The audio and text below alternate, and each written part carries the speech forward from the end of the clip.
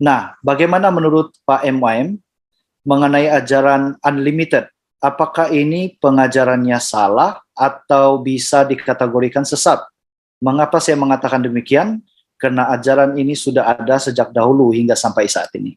Nah, tadi Bapak sempat singgung tentang penebusan terbatas itu hanya untuk orang-orang pilihan. Bagaimana dengan ayat yang mengatakan di dalam Matius 9:13 berkata bahwa aku datang bukan untuk orang-orang benar, melainkan orang-orang berdosa. Berarti Yesus datang bukan hanya untuk orang-orang pilihan saja, melainkan semua orang. Dia datang ke dunia ini untuk menebus dosa-dosa umat manusia.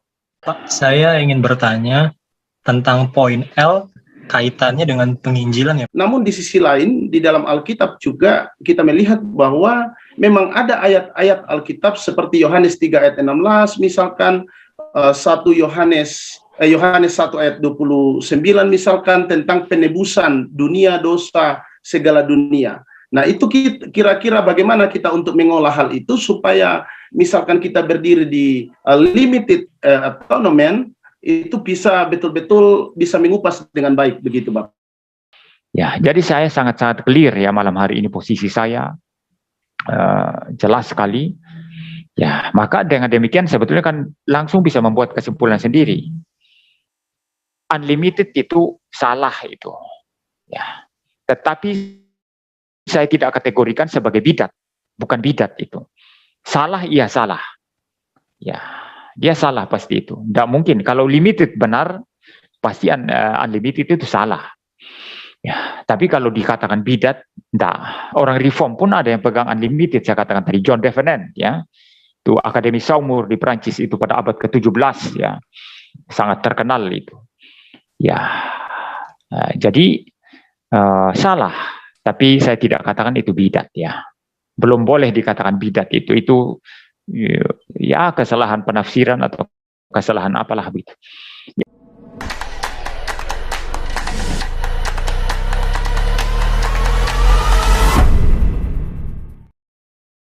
Baik, selamat malam Bapak Ibu. Puji Tuhan atas perkenanan Allah. Sekali lagi RBS mengadakan public lecture dengan tajuk Limited Atonement dan telah menghadirkan seorang hamba Tuhan, yakni Pendeta Muriwali Yanto Matalu, yang juga biasa dikenal dengan Pendeta MIM. Ya, sebagai pembicara kita, selamat malam Pak Pendeta. Ya, malam. Ya, selamat datang dan selamat bergabung kepada rekan-rekan RBS, juga beberapa rekan pastor dan jemaat dari Malaysia. Puji Tuhan, kiranya oleh kemurahan Allah, acara ini bisa menjadi berkat kepada kita semua. Baik, Bapak Ibu, saya akan membacakan profil singkat dari pembicara kita. Pendeta Muriwali Yanto Matalu adalah pendiri dan Ketua Yayasan Gerakan Kebangunan Kristen Reform dan pendeta di gereja-gereja reformasi di Indonesia. Studi beliau telah menyelesaikan S1 Teologi di STT Salem, Malang pada tahun 2006, menyelesaikan MA dalam bidang teologi, Master of Intercultural Reform Theology, MIRT, di Theologisch University Kampen, Belanda pada tahun 2016. Saat ini beliau sedang riset PhD dalam bidang teologi sistematika di Theologisch University Kampen, Belanda juga. Puji Tuhan, Pak MYM ini sudah sangat dikenal banyak orang sebagai apologet dan pembela ajaran iman Kristen. Jadi bagi yang mengikuti channel-channel beliau, kita pasti sudah mengetahui dan mengenal beliau ini. Beliau juga seorang penulis artikel in journal, book reviewer dan editor, dan penulis buku. Nah, saya ingin membacakan sebelum memberikan kepada Pak MYM, saya akan membacakan aturan Zoom ini. Selama acara ini berjalan, silakan mic Anda di-mute kecuali atas izin moderator, ya. Setelah Pak MYM selesai menyampaikan materinya, Jika ada pertanyaan, itu akan dibuka setelah Pak MOM sudah selesai menyampaikan materinya, yaitu melalui via suara dengan syarat harus mengaktifkan video, ya. Nah, dalam sesi tanya jawab nanti, Anda atau kita semua diminta agar menggunakan bahasa yang sopan, jelas, dan singkat, ya. Baik, tanpa berpanjang lebar, saya langsung saja memberikan ruang dan masa ini kepada pembicara kita, yaitu Pak MOM. Silakan Pak MOM. Ya, selamat malam semua. Sebetulnya topik ini sebetulnya topik yang sudah sering dibahas, ya. Saya sebetulnya berharap bukan topik seperti ini yang diminta kepada saya untuk saya bahas, ya. Tapi ya sudah diminta oleh Pak Patar, ya, jadi saya akan menyampaikan topik ini. Mungkin kalau saudara lain kali mungkin ya mau mengundang saya lagi, ya mungkin bisa mencari topik yang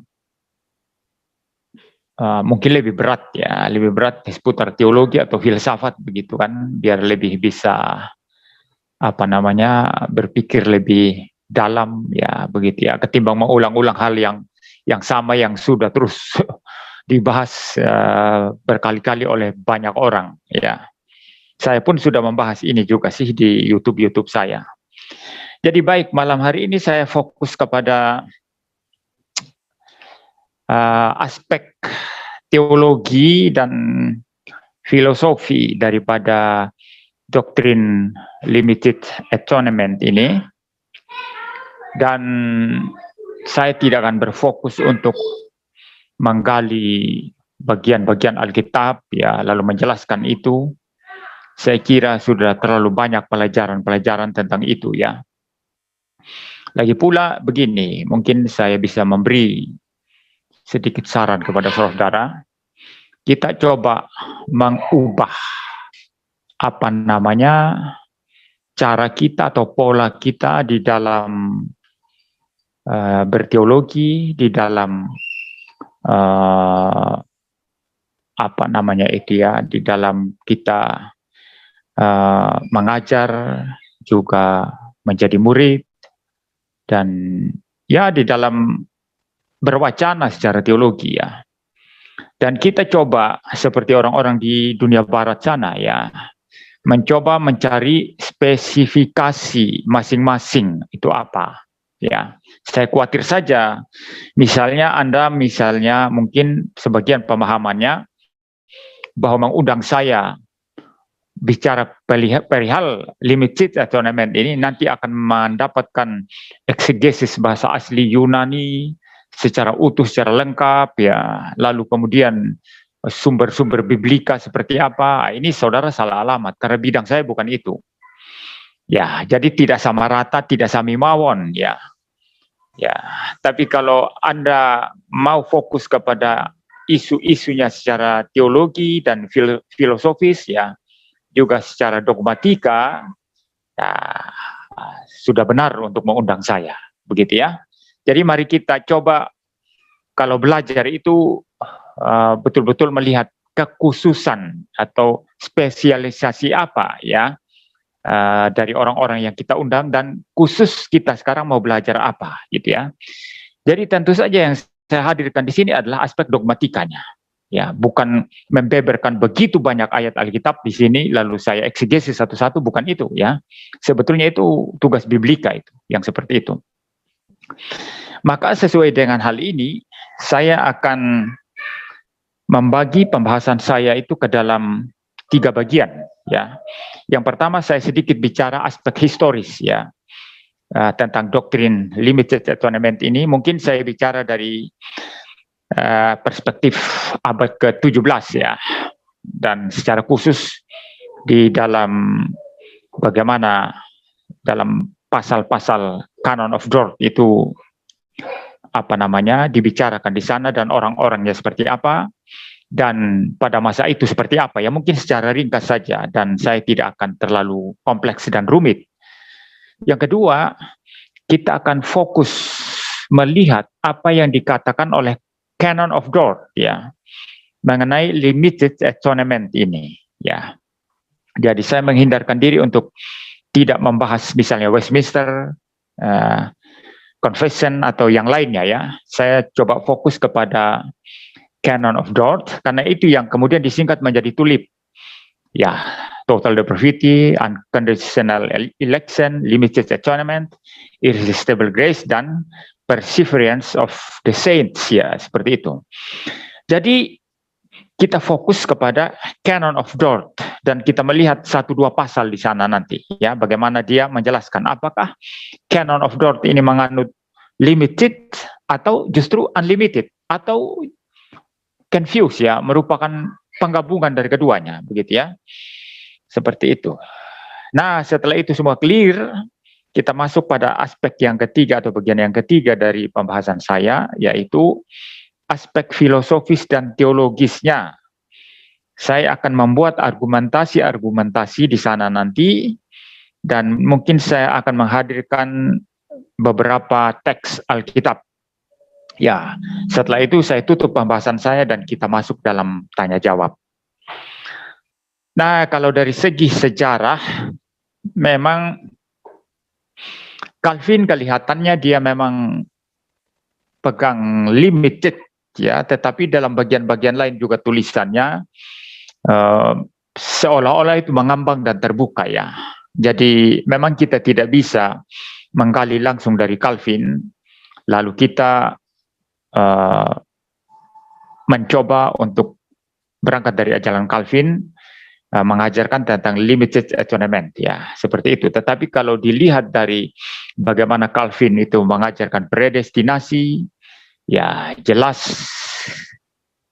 Calvin itu seharusnya memang posisinya itu di limited ya, seperti itu ya.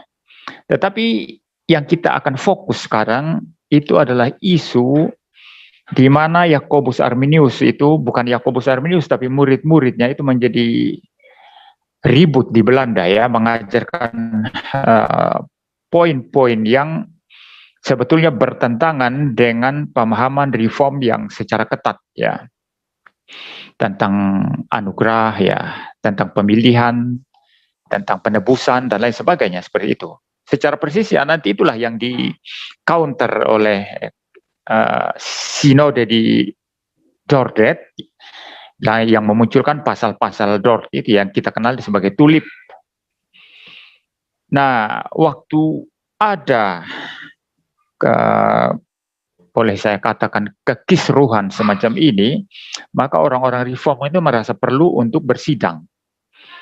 Ya, mereka merasa perlu untuk berkumpul dan bersidang, dan memang diputuskan untuk bersidang di Dordrecht ya. Dan sebetulnya sidang itu bukan hanya reform Belanda di sana yang ada. Ya, bukan hanya reform Belanda tapi reform dari seluruh Eropa. Ya, boleh dibilang dari seluruh dunia yang ada gereja reformnya lah begitu ya. Ya berarti ada dari Inggris, dari Jerman ada ya, dan dari beberapa tempat lain. Itu ada hadir di situ. Ada perutusannya atau perwakilan mereka. Sehingga memang sinode Dort ini adalah sinode internasional, ya, sinode reform secara internasional. Nah, karena waktu itu tentu saja di Cina nggak ada reform di sana ya, belum ada ya, di Indonesia belum ada, di Brasil belum ada, ya, dan lain sebagainya, maka nggak ada utusan dari sana ya, Amerika belum ada kan begitu ya. Jadi tentulah utusan reform di Eropa seperti itu ya. Nah, di antara utusan-utusan yang hadir ini, ada orang-orang tertentu, misalnya tokoh yang paling menonjol itu tidak menganut limited, tapi dia menganut unlimited, yaitu namanya John Devenant. Nah, John Devenant ini tidak sepakat dengan poin limited, seperti itu. Dan kalau kita melihat di Prancis, ada satu sekolah di sana yang disebut Akademi Saumur, ya, itu juga mengajarkan unlimited di sana. ada satu tokoh yang ya boleh dibilang terkenal ya, yang namanya Moses Amiraut ya. Kemudian nanti dari kata Amiraut itu muncul istilah Amiraldianism ya. Nah, secara persis apa yang dipahami John Devenant juga ya sifatnya seperti Amiraldianism itu. Jadi menolak poin limited dan mereka percaya unlimited. Jadi Tuhan Yesus itu datang ke dalam dunia dan korban tebusan yang disediakan Kristus itu untuk semua orang, untuk seluruh dunia. Memang diperuntukkan untuk seluruh dunia. Tetapi nanti yang mendapat manfaat dari korban tebusan itu hanyalah mereka yang percaya, ya. Dan mereka yang percaya itulah orang pilihan, seperti itu ya. Jadi ini posisi Amiraldianism. Ya, jadi kalau ditanya tujuan kedatangan Kristus apa? Untuk menebus semua orang tanpa kecuali. Tetapi yang mendapat manfaat hanya orang-orang percaya. Dan orang-orang percaya ini siapa? Hanya orang-orang pilihan. Jadi ini memang separuh reform dan separuhnya seperti dalam konteks tujuan kedatangan Kristus itu seperti memegang universalism. Ya, tujuan kedatangan Kristus, tujuan penebusan Kristus untuk semua orang. Nah, ini kan universalism. Tetapi nanti di dalam hal efektivitasnya itu hanya orang yang percaya, dan orang percaya ini adalah orang pilihan. Jadi memang di satu sisi ini reform ya begitu ya. Cuman dalam hal tujuan kedatangan Kristus, tujuan penebusannya itu sifatnya universal ya, seperti itu. Dan saudara harus membedakannya dengan istilah universalisme dalam hal keselamatan ya. Saya tidak mencampur adukan ini. Saya bilang universalisme dalam arti tujuan penebusan Kristus. Sifatnya memang universal begitu. Itu Amiraldianism, dan John Devenant itu memegang posisi itu. Dan dia hadir dan beberapa orang lain itu di Synode Dort itu. Ya, seperti itu. Tetapi pendapat mereka tidak menjadi posisi daripada Synode Dort. Dan kita akan melihat nanti bahwa Synode Dort itu posisinya limited ya, posisinya limited. Itu kalau ada yang berkata itu tidak limited, itu dia tidak baca dengan teliti itu. Tidak baca dengan baik-baik ya. Nanti saya minta mungkin operator atau apa untuk tampilkan nanti ya naskah bahasa Inggris dari Synode Dort ini. Dan saya akan coba bacakan juga versi Indonesia yang diterjemahkan oleh Thomas van den Ende ya. 16 dokumen dasar Calvinisme. Seperti itu. Ya, kira-kira ada pergumulan semacam itu. Jadi jangan juga kita terlalu ketat ya mengatakan kamu kalau pegang unlimited bukan reform kamu. Ini tidak benar juga, karena ternyata dalam sejarah John Devenant itu orang reform. Ya, ini akademi Saumur itu reform. Tapi kemudian memang akhirnya dalam sejarah mereka semacam menjadi reform sempalan ya. Sempalan reform ya. Nah, seperti itu ya saudara. Jadi mereka ya reform, cuma menolak point limited atonement ya. Nah, kalau menurut saya sih reform yang nggak tuntas. Kalau menurut saya ya, saya masih mengakui itu mereka reform, tapi reform yang tidak tuntas. Ya, poin-poin lain mereka terima semua ya, mulai dari TU ya, IP mereka terima semua. Mereka hanya tidak terima yang limited itu. Ya, nah itu bagian pertama ya. Secara ringkas yang saya bisa sampaikan. Lalu yang kedua, Canon of Dort sekarang ya, kita coba masuk ya. Mungkin saya minta operator atau siapa untuk menampilkan naskah atau teks daripada Canon of Dort ya, dalam versi bahasa Inggris ya saudara ya. Silakan ditampilkan.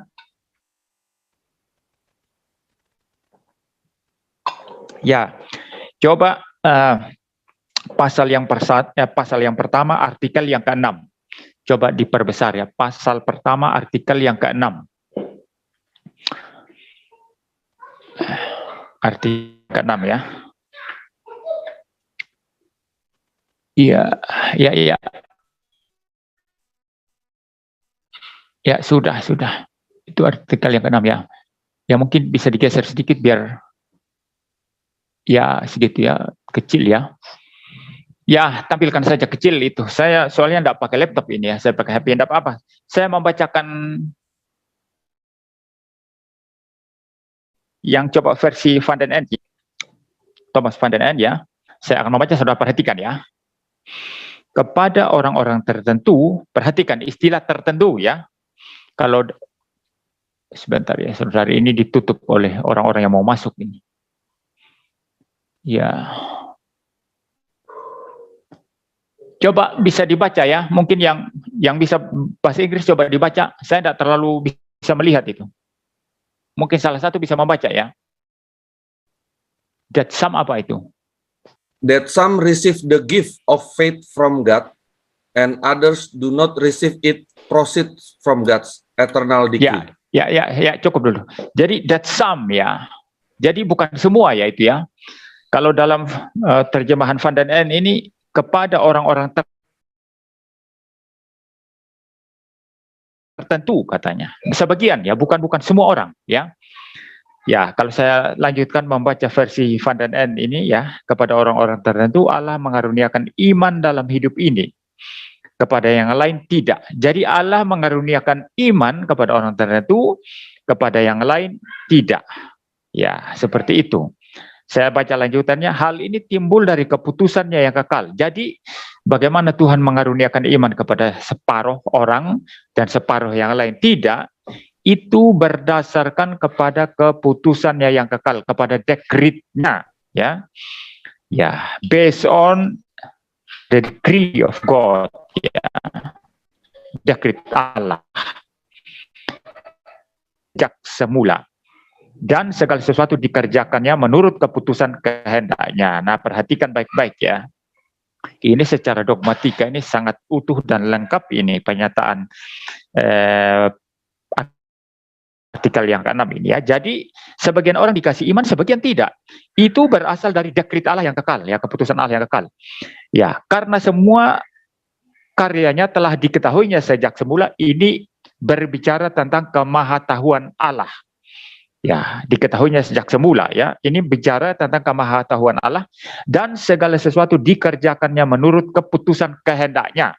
Jadi antara kemahatauan Allah dan kehendak Allah itulah yang menjadi dasar dekret Allah. Dan salah satu yang didekretkan Allah adalah sebagian ada iman, dikasih iman, sebagian tidak.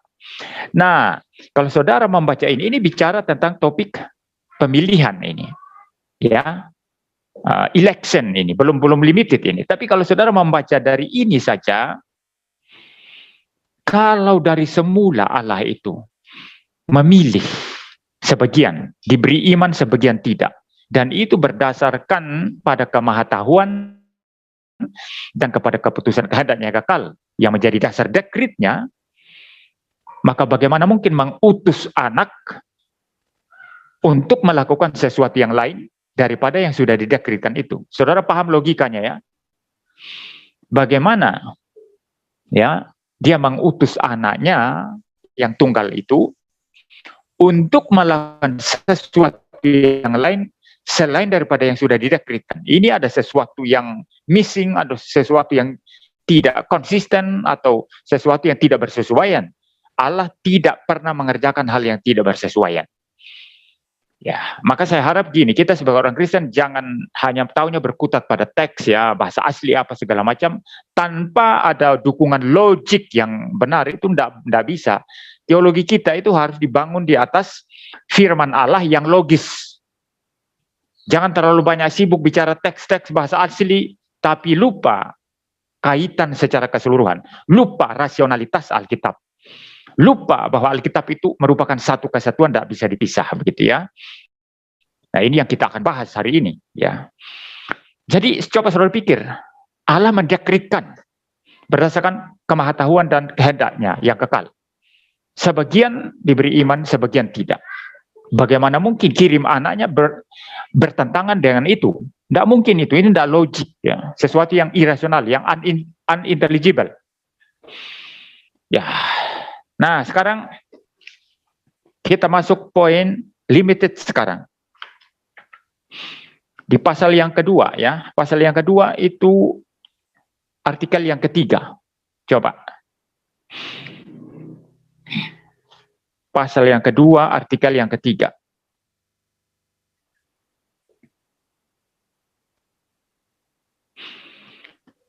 Artikel yang ketiga, ya. Coba saya baca ya, saya bisa lihat enggak? Ya. The death of the Son of God is the only and most perfect sacrifice and satisfactions for sin, and is of, ketutup itu ya, ketutup RBS-nya itu. Ya, enggak apa-apalah saya baca Indonesianya saja ya. Ketutup RBS-nya itu. Mungkin bisa diturunkan ya. Yang artikel 3 turunkan sedikit. Itu ketutup logo RBS. Ya sudah. Ya, coba saya baca ulang ya. The death of the Son of God is the only and most perfect sacrifice and satisfaction for sin, and is of infinite worth and value, abundantly sufficient to expiate the sins of the whole world. Ya. Jadi ada orang ya. Nah, itulah tadi saya katakan kalau kita tidak menggunakan logika yang tajam agak susah, nanti bisa kacau semua pemahaman. Nah, ada orang yang membaca ini, poin ini, lalu mengasumsikan ternyata Canon of Dort ini juga menganut unlimited. Begitu ya. Coba saya baca versi Van den End ya, versi Indonesia. Ya, kematian anak Allah ini adalah korban dan pelunasan yang satu-satunya dan sempurna untuk dosa. Kematian itu tidak terbatas, kekuatan dan nilainya. Ya, kematian itu tidak terbatas, kekuatan dan nilainya, dan lebih dari cukup untuk mendamaikan dosa seluruh dunia. Nah, banyak orang membaca ini lalu mengartikan ini Canon of Dort ini percaya penebusan universal. Coba baca. Kematian itu tidak terbatas, kekuatan dan nilainya, dan lebih dari cukup untuk mendamaikan dosa seluruh dunia. Nah, ini salah kaprah. Karena bicara limited atonement itu bukan bicara nilai atau value atau harga darah Kristus. Bukan itu. Banyak orang reform pun tidak paham ini ya. Ya, banyak orang reform pun tidak paham ini. Dicampur adukan. Ya, antara nilai value daripada darah Kristus, penebusan Kristus dengan tujuan penebusan. Tidak bisa dicampur aduk. Nilai daripada penebusan Kristus tentu tidak terbatas. Kenapa tidak terbatas? Karena korban itu dari Allah yang tidak terbatas. Maka nilai korban Kristus itu sanggup menghapus dosa seluruh dunia. Sanggup untuk membereskan dosa seluruh dunia. Bermiliar-miliar orang sanggup, sampai manusia dari Adam sampai Tuhan Yesus datang kembali, sanggup, mampu. Itu dari segi value-nya, nilainya, harganya. Tapi limited atonement tidak bicara itu. Maka ketika mengambil artikel ini lalu dianggap, loh, ini Canon of Dort ternyata percaya universal atonement malah ini. Itu sudah salah kaprah. Dia ini bicara nilai di sini. Ya, bicara nilai. Nah, yang kita fokus dalam masalah limited atau unlimited itu dalam hal dua. Ya, dalam dua hal maksud saya ya. Pertama, tujuan penebusan Kristus, terbatas atau tidak terbatas. Ya, beda ya, nilai sama tujuan beda ya. Ya, tujuan penebusan Kristus, terbatas atau tidak terbatas. Itu pertama. Kedua, efektivitasnya terbatas atau tidak terbatas. Nah, di dalam dua hal ini kita menjawab terbatas. Tujuan penebusan Kristus itu terbatas. Terbatas kepada siapa? Hanya untuk orang-orang pilihan.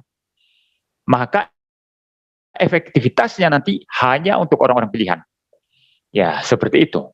Karena tujuan kedatangannya, penebusannya memang hanya untuk orang-orang pilihan, bukan untuk semua orang. Nah, maka walaupun nilai penebusan itu bisa menebus seluruh dunia, tetapi karena tujuan kedatangan Kristus, tujuan penebusan Kristus itu hanya untuk orang-orang pilihan, maka itu hanya terbatas, diperuntukkan bagi orang-orang pilihan, tidak untuk non-pilihan. Maka non-pilihan tak pernah berbagian di dalam karya penebusan Kristus. Maka nanti hasilnya, efektivitasnya hanya orang-orang pilihan. Ya, seperti itu ya, saudara ya. Maka reform itu percaya nilainya tidak terbatas, bisa menebus seluruh dunia. Tetapi karena tujuan kedatangan Kristus hanya untuk menebus orang pilihan, maka hanya orang pilihan yang boleh mendapat bagian dalam penebusan itu dan hanya efektif pada mereka. Coba sekarang artikel yang ke-8. Dibuka artikel yang ke-8, di scroll ya, dinaikkan. Nah, ini agak panjang ya. Ya, stop sekarang. Ini terlalu kecil ya. Jadi mungkin saya coba membaca ini ya, yang versi Van den End ya. Sebab inilah keputusan yang berdaulat. Kembali lagi ya, ini bicara kedaulatan Allah. Ya, sebab inilah keputusan yang berdaulat. Kehendak yang penuh rahmat dan maksud Allah Bapa, yaitu agar keampuhan yang menghidupkan dan menyelamatkan yang terdapat dalam kematian anaknya yang amat berharga itu menjangkau semua orang terpilih. Perhatikan baik-baik, menjangkau semua orang terpilih. Bukan menjangkau semua orang, bukan, tapi semua orang terpilih. Ya, untuk mengaruniakan hanya kepada mereka saja iman yang membenarkan. Dan oleh iman itu dengan tak tergagalkan mengantarkan mereka kepada keselamatan. Jadi apa yang saya katakan tadi, tujuan penebusan Kristus hanya untuk orang pilihan dan efektivitasnya hanya untuk orang pilihan. Jelas sekali di sini. Ya, kalau dalam versi bahasa Inggris ini apa ya? Coba. For this was the sovereign counsel and most gracious will and purpose of God the Father, that the quickening and saving efficacy of the most, saya tidak terlalu jelas itu ya, tidak apa-apa ya. Saya kira Van den End menerjemahkan sangat bagus di sini ya, saudara ya. Jadi saya membaca ulang versi Indonesia saja ya. Saya tidak pakai laptop ini saudara tadi. Saya pakai HP jadi tulisannya terlalu kecil. Ya, coba saya membaca kembali bahasa Indonesianya ya. Sebab inilah keputusan yang berdaulat, kehendak yang penuh rahmat dan maksud Allah Bapa, yaitu agar keampuhan, perhatikan, keampuhan yang menghidupkan dan menyelamatkan yang terdapat dalam kematian anaknya yang amat berharga itu menjangkau semua orang terpilih, untuk mengaruniakan hanya kepada mereka saja iman yang membenarkan. Dan oleh iman dengan tak tergagalkan mengantarkan mereka kepada keselamatan. Ya, jadi ini hanya untuk orang-orang pilihan. Ya, mungkin saya baca ulang ya, agak kelihatan sekarang. Sebentar. For this was the sovereign counsel and most gracious will and purpose of God the Father, that the quickening and saving efficacy of the most precious death of his son should be extended to all the elect, bukan to all men ya. To all men beda sama all elect ya. All the elect ya. All the elect itu semua orang pilihan, bukan semua manusia. Jadi siapa yang bilang kalau Canon of Dort ini tidak menganut limited, itu salah kaprah yang besar. Jangan dicampur adukan nilai penebusan dengan tujuan penebusan dan efektivitasnya. Ketika kita berbicara limited atonement, kita berbicara apa? Berbicara tujuan penebusan hanya untuk orang pilihan. Tujuan kedatangan Kristus hanya untuk orang pilihan. Ya, dan efektivitasnya hanya orang pilihan. Itu namanya limited atonement. Kalau nilainya sih bisa menghapus seluruh dunia, dosanya bisa menebus seluruh dunia, bisa. Itu masalah nilai, tapi kita tidak bicara nilai. Ya, kita bicara tujuan penebusan dan efektivitasnya. Itu limited, dan Canon of Dort ini memegang posisi limited atonement. Ya, itu ya saudara ya. Jadi saya pernah mendengar studi daripada Pak Billy Kristanto, tapi saya tidak ada waktu untuk kita meneliti semua ini tadi ya, artikel-artikel di sini. Nah, kalau dalam pandangan beliau itu ada ketegangan katanya antara unlimited dengan limited. Menurut dia ya, tapi kalau saya tidak melihat ketegangan di sini, karena jelas clear di sini ya, ada istilah value, nilai penebusan Kristus dengan maksud penebusan atau tujuan penebusan. Seperti itu. Itu kan dibedakan dengan jelas ya. Di artikel yang ke-8 ini jelas itu maksud penebusan itu. Tujuan penebusan yang dibicarakan di sana. Ya, hanya diperuntukkan bagi orang-orang pilihan dan efektif hanya untuk mereka saja. Ya, saya agak berbeda dengan Pak Billy Kristanto di sini ya, tetapi walaupun demikian saya menghargai studinya ya. Ya, baik, kita lanjut sekarang lebih dalam mengenai aspek filosofis dan teologisnya. Ya, kita stop dulu masalah Canon of Dort. Sekarang saya kembali berbicara tentang rancangan Allah.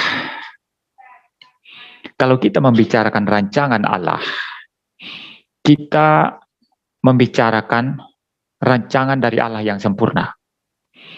Karena Allah itu sempurna, maka rancangannya sempurna. Ya, dekretnya sempurna.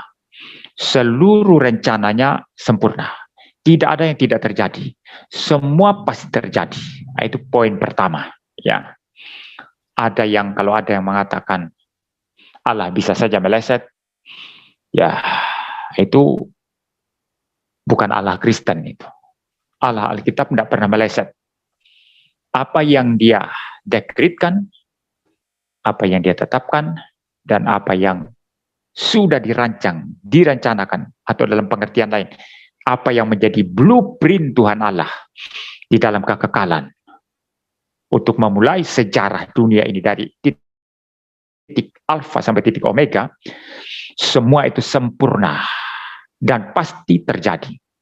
Tidak ada yang tidak terjadi. Ya, itu yang pertama ya. Rancangannya sempurna, dekretnya sempurna, dan apa yang sudah dirancang sesuai dengan blueprint Tuhan Allah pasti terjadi. Tidak mungkin tidak terjadi. Maka berdasarkan prinsip ini, ya, yang kedua, kita tidak bisa membicarakan sesuatu teologi yang kita coba gali dari Alkitab. Ya, mungkin karena kita menggali itu secara parsial atau separuh tanpa melihat keseluruhan. Maka sekali lagi saya ingatkan, jangan terlalu bangga biblika ya. Ya, biblika itu dia taunya separuh ya. Tapi urusan dogmatika nanti merangkai seluruhnya secara holistik, secara keseluruhan. Kalau saling benturan ini bahaya.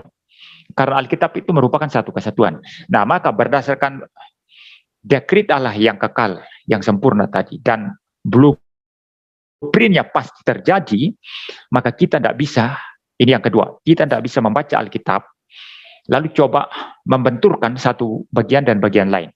Lalu kita berkata, di bagian ini mengajarkan unlimited loh, di bagian sini mengajarkan limited. Itu nonsens untuk Allah yang sempurna rancangannya. Bagaimana mungkin firman-Nya di sebelah sana bilang A, lalu disangkal sendiri di sebelah itu manusia. Ya, itu manusia. Ya, kalau ada yang ribut-ribut sekarang perihal janda atau apalah gitu kan. Ya, kita tidak tahu masalahnya apa kan. Tapi seandainya ada orang yang sungguh-sungguh main janda. Sungguh-sungguh main janda. Ya, lalu orang menuduh, kamu main janda ya? Oh, dia bisa berkali itu. Oh, enggak kok. Karena tidak terbukti kan. Enggak, saya tidak bercanda. Itu manusia, saudara. Kalau Tuhan tidak seperti itu, maka berdasarkan prinsip yang pertama saya tegakkan tadi, dalam membaca Alkitab jangan pernah berharap bahwa bagian ini bertentangan dengan bagian ini. Sehingga konsekuensi logisnya saudara tidak bisa berkata, di sini Allah ajarkan limited, di sini Allah ajarkan unlimited. Itu bukan cara Alkitab itu. Itu berarti Alkitab terpecah-pecah. Alkitab terbagi-bagi sendiri dan bertentangan dengan dirinya sendiri. Kalau itu bukan, kalau seperti itu ya berarti bukan firman Allah yang sempurna. Itu hanya karangan manusia berarti. Karangan manusia yang tidak sempurna yang bisa bertentangan dengan dirinya sendiri. Saya tidak pernah membaca Alkitab seperti itu. Maka kalau jelas Alkitab mengajarkan limited, maka bagian-bagian yang lain yang seolah-olah terlihat unlimited mesti dibaca berdasarkan perspektif limited. Atau ya, kalau Alkitab mengajarkan unlimited, maka bagian-bagian, maksud saya ya, begini, kalau seandainya Alkitab sesungguhnya mengajarkan unlimited, maka bagian-bagian yang seolah-olah limited itu harus dibaca dari perspektif unlimited. Hanya itu, saudara. Tidak bisa dicampur aduk keduanya. Mengatakan di bagian lain ada limited, di bagian lain unlimited, jadi ada ketegangan di sini, lalu kemudian nanti mulai berlindung kepada paradoks. Saya tidak suka teologi yang paradoks seperti itu ya. Ya, mulai berlindung kepada paradoks dan lain sebagainya, itu Alkitab berarti membingungkan kita. Ya, saya tidak melihat Alkitab membingungkan kita. Ya, saya tidak pernah melihat seperti itu. Ya, jadi saya tidak mau bicara paradoks yang tidak perlu. Memang ada paradoks yang sungguh-sungguh paradoks ya. Paradoks itu sebetulnya dalam pengertian sebetulnya tidak bertentangan.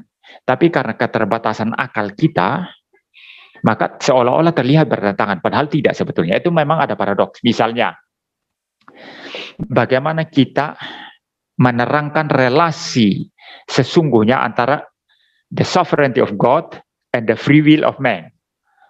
Nah, itu kan susah ya. Saya bebas, ini saya khotbah bebas. Saya tidak didikte ini. Tuhan tidak dikte saya dari langit ini. Ya, kayak robot di Muriwali, kamu harus katakan A sekarang. A. Nah, sekarang B. Tidak, saya tidak didikte. Saya betul-betul bebas ini. Saya pakai free will ini.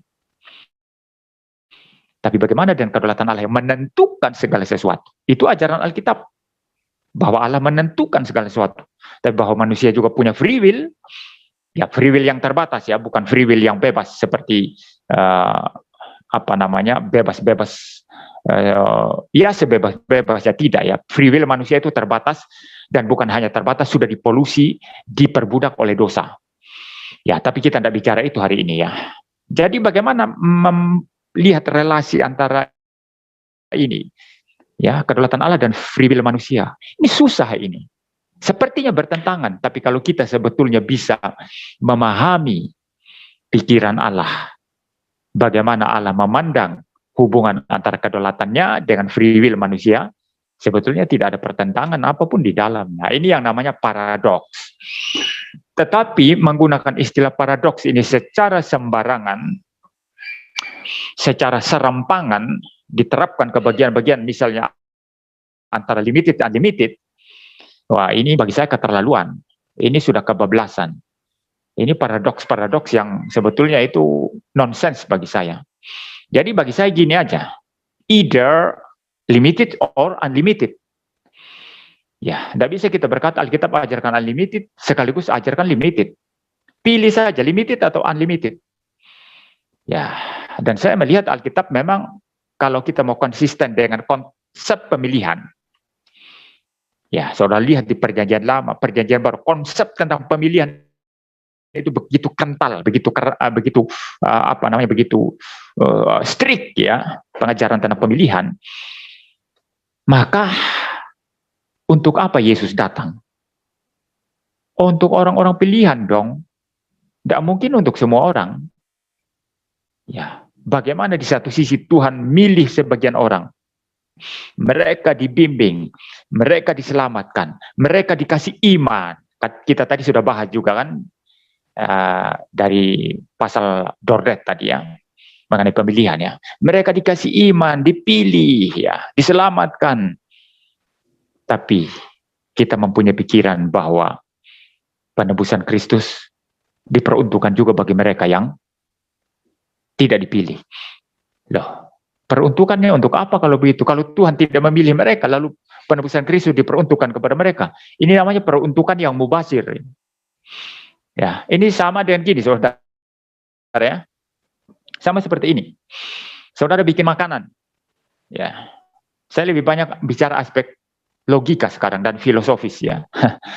Ya, banyak kita orang Kristen di Indonesia ini sibuk debat teks ya, tetapi logikanya nggak pernah disentuh begitu ya, makanya nanti debatnya banyak kacau-kacau. Dan kalau orang seperti saya, kalau sudah tidak logis begitu, saya gampang marah, saudara ya. Jadi gini, saudara bikin makanan, masak makanan. Saudara mau bikin makanan untuk dimakan oleh orang-orang. Ya, saudara setelah bikin bagi ke orang-orang. Kalau Anda bagi ke orang-orang, tentu makanan itu dimakan oleh orang-orang yang bisa makan, yang hidup, ya. Dan saudara tentu tujuannya tadi bikin makanan, tujuannya untuk siapa? Untuk orang yang hidup, yang bisa makan. Tidak mungkin orang bikin makanan untuk orang mati, ya. Tapi saudara bikin makanan untuk dimakan oleh orang yang hidup, itu tujuannya. Tetapi saudara bawa makanan-makanan sebagian itu ke kuburan, ditaruh di atas kuburan. Dikasih juga untuk orang mati. Ini maaf ya, ini maaf. Saya agak kasar. Ini kegoblokan namanya. Ini kebodohan namanya. Ini kebebalan namanya. Apakah Tuhan seperti itu? Tuhan tidak seperti itu. Ya, jadi saya melihat memang konsep tulip ini, melihat limited atonement itu tidak boleh lepas dari unconditional election, tidak boleh lepas. Dan sebetulnya 5 poin ini tidak boleh dilepas satu dan yang lainnya. Mulai dari total the prophecy sampai perseverance of the saints itu tidak bisa dilepas itu. Ya. Jadi Anda percaya Tuhan yang bagaimana? Tuhan yang maha sempurna, yang bijaksana, yang dekritnya itu pasti terjadi. Dan yang sudah memilih sebagian orang dan memperuntukkan penebusan hanya untuk mereka. Atau saudara percaya Tuhan yang, ya bukan Tuhan yang benar ya, Tuhan abal-abal itu. Ya. Yang kacau balau rencananya ya. Rencananya mau menyelamatkan sebagian orang. Sebagian orang dipilih mau diselamatkan. Tapi yang dibuat adalah bahwa karya keselamatan itu dia berikan juga kepada yang sebetulnya dia tidak pilih untuk diselamatkan. Ini kacau balau seperti ini. Ya, nah kalau saudara memperhatikan dari perjanjian lama Tuhan memilih, katakanlah dari Abraham, pilih Abraham, kemudian anak Abraham Ishak, kemudian Yakub. Dari anak Ishak cuma Yakub yang dipilih, Esau tidak, ditolak. Lalu Israel perjanjian lama terus menerus lahirlah Mesias. Lalu gereja berdiri dan perjanjian baru, ajaran para rasul. Konsep tentang pemilihan itu begitu ketat. Ya, mungkin salah satu sekarang coba ditampilkan di screen ya. Kita akan melihat. Mungkin sebelum kita ke Efesus ya, mungkin Roma dulu ya, Roma 8 ayat 29-30. Silakan ditampilkan ya di screen. Roma 8 ayat 29-30. Silakan. Roma 8 ayat 29-30 bisa? Kalau nggak bisa ya saya coba baca saja dari Alkitab saya ya. Roma pasal 8. Wah, kecil juga ya, maaf ya. Saya tadi tidak pakai laptop. Ya, tidak apa-apa lah, saya lanjut. Saya membaca dari Alkitab saya aja. Saudara silakan perhatikan di screen saudara masing-masing. Ya, Roma pasal 8. Ayat 29-30. Sebab semua orang yang dipilihnya dari semula, mereka juga ditentukannya dari semula untuk menjadi serupa dengan gambaran anaknya, supaya ia anaknya itu menjadi yang sulung di antara banyak saudara. Perhatikan baik-baik di sini. Sebab semua orang yang dipilihnya, ya, semua orang yang dipilihnya, ya, dari semula, mereka juga ditentukannya dari semula untuk menjadi serupa dengan gambaran anaknya. Dalam bahasa lain ini berarti apa? Semua orang yang dipilihnya, mereka juga yang ditentukan untuk mendapat manfaat dari penebusan itu. Ya, di sini istilahnya menjadi serupa dengan gambaran anaknya. Ia mendapat manfaat dari penebusan Kristus. Ya, seperti itu ya. Jadi mereka yang dipilih dari semula, mereka itulah yang menjadi serupa dengan gambaran anaknya, ya, supaya ia anaknya itu menjadi yang sulung di antara banyak saudara. Ayat 30. Dan mereka yang ditentukannya dari semula, mereka juga dipanggilnya, dan mereka yang dipanggilnya, mereka itu juga dibenarkannya. Mereka yang dipanggil, mereka dibenarkan. Dibenarkan melalui apa? Pembenaran oleh karya Kristus yang diterima melalui iman. Maka ada istilah justification through faith, ya, pembenaran melalui iman. Dan mereka yang dibenarkannya, mereka itu juga dimuliakannya. Jadi konsisten di sini, dipilih, dibuat jadi serupa dengan anaknya, ya, seperti itu. Lalu apa lagi? Mereka dipanggil, mereka dibenarkan, dan mereka itu juga dimuliakan. Jadi konsisten, bicara daripada predestinasi, pemilihan, lalu bagaimana orang-orang yang sudah dipredestinasikan ini berbagian dalam karya penebusan Kristus, ya, lalu mereka itu dipanggil, ya, ini berbicara tentang panggilan, ya, ya, panggilan, atau kalau kita membandingkan dengan Roma 10 ayat 17, iman timbul dari pendengaran akan firman, ya, dan pendengaran akan firman Kristus. Ya, mereka dipanggil dengan firman Kristus dan mereka mendengarkan itu karena Roh Kudus bekerja. Ya, mereka dibenarkan dan juga dimuliakan. Dimuliakan nanti terutama pada saat konsumasi, ya. Jadi ini bicara dari titik kekekalan, ya, ketika dalam kekekalan Allah merancang keselamatan itu dalam predestinasinya sampai kepada titik konsumasi. Jadi saya mau menghadirkan ayat ini untuk menunjukkan konsistensi Alkitab itu. Bahwa orang yang dipilih ini terus dipimpin sampai mendapat manfaat dari penebusan Kristus, sampai mereka dibenarkan, sampai mereka itu dipermuliakan pada saat konsumasi pada zaman yang akan datang ketika Tuhan Yesus datang ke kali yang kedua. Ya, sangat-sangat konsisten, ya. Satu ayat lagi sekarang, Efesus 1 ayatnya yang keempat dan yang kelima. Ya, saya membaca, ya. Silakan tampilkan di screen, ya, untuk saudara sekalian. Efesus pasal 1 ayat 4 sampai 5. Sebab di dalam Dia, ini di dalam Yesus, ya, Allah telah memilih kita sebelum dunia dijadikan supaya kita kudus dan tak bercacat di hadapannya. Dalam kasih Ia telah menentukan kita dari semula oleh Yesus Kristus untuk menjadi anak-anaknya sesuai dengan kerelaan kehendaknya. Jadi kita dari semula dipilih, ya, sebelum dunia dijadikan untuk menjadi kudus dan tak bercacat, ya. Dan di dalam kasih Allah Bapa telah menentukan kita dari semula oleh Yesus Kristus, ya, untuk menjadi anak-anaknya sesuai dengan kerelaan kehendaknya. Oleh Yesus Kristus maksudnya apa? Kita mendapat manfaat dari karya penebusannya. Ya, karena kalau tidak ada karya penebusan Kristus, kita tidak akan selamat. Ya, jadi sekali lagi ada konsistensi di sini, saudara. Ya, nah, kenapa saya sebetulnya masih ada ayat-ayat lain yang istilahnya itu senafas dengan ini, tapi kita tidak ada waktu untuk membuka semua, ya.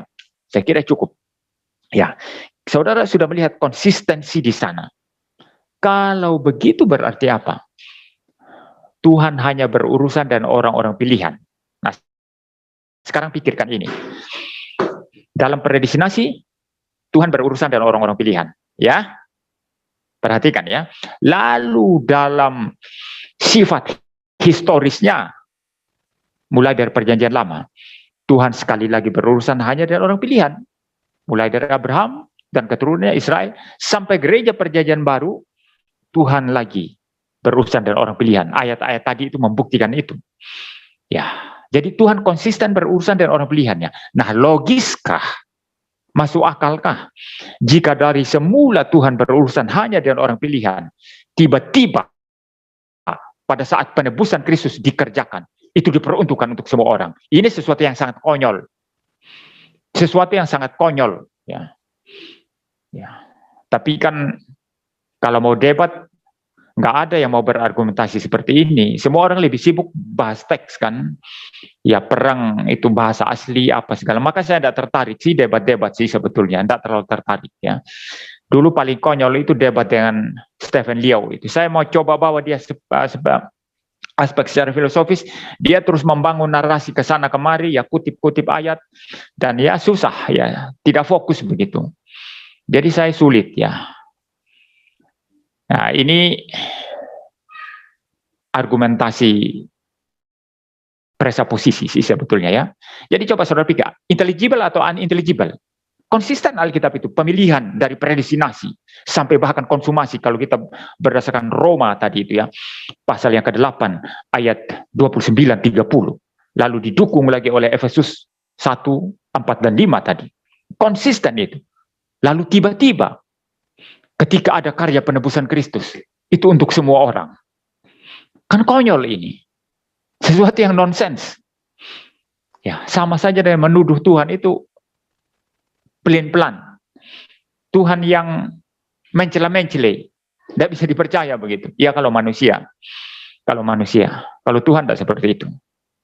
Ya, maka kalau kita melihat aspek konsistensi pekerjaan Allah atau aspek konsistensi rancangan dan karya Allah, maka mau tidak mau, memang penebusan Kristus itu sifatnya limited atonement. Ditujukan hanya untuk orang-orang pilihan, bukan untuk semua orang. Walaupun nilainya bisa menebus seluruh dunia, tetapi hanya ditujukan bagi orang-orang pilihan saja. Dan maka efektif hanya untuk mereka. Saudara paham ya? Nah, satu bagian lagi sekarang yang secara eksplisit berbicara tentang limited ya. Sekarang membuka Yohanes. Ini dari kata-kata yang empunya penebusan itu sendiri, Tuhan Yesus. Ya. Yohanes 17. Apakah salah satu orang saya bisa minta untuk membacakan? Ya, Yohanes 17 ayat yang ke-9 ya. Bisa dibacakan salah satu? 17 ayat 9, Pak. Ya, silakan. Aku berdoa untuk mereka, bukan untuk dunia, aku berdoa, tetapi untuk mereka yang telah Engkau berikan kepadaku, sebab mereka adalah milik-Mu. Iya, perhatikan. Aku berdoa untuk mereka. Mereka ini siapa? Orang pilihan. Ya, orang pilihan ya, yaitu murid-murid. Kalau saudara membaca seluruh konteksnya ini di ayat pasal 17 ini, orang pilihan yang dimaksud di sini adalah murid-murid secara khusus dan orang-orang yang percaya atas pemberitaan para murid ya.